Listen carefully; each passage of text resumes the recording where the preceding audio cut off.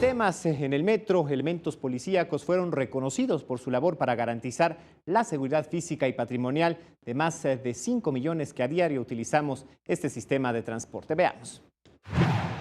93 policías y vigilantes que brindan servicio en el sistema de transporte colectivo Metro recibieron reconocimientos y estímulos económicos de mano del titular del organismo, Jorge Gaviño. Esto por su destacada labor en las acciones preventivas y disuasivas. Estímulos que, aseguró el funcionario, obedecen únicamente a hacer justicia a su labor.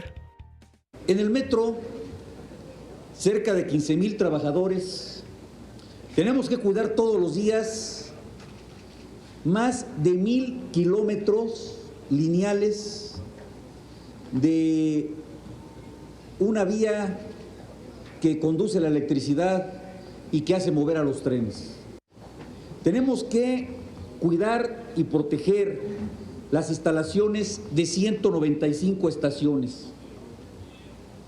Pero lo más importante, tenemos que dar seguridad a 5.5 millones de usuarios diariamente.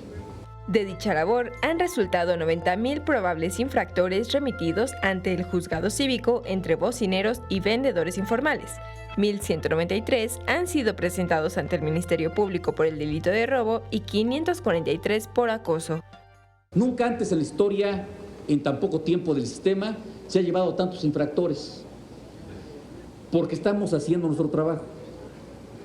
Eso es lo que estamos aplicando, la norma. Javier Martínez en la cámara, Andrea Díaz, 21 Noticias.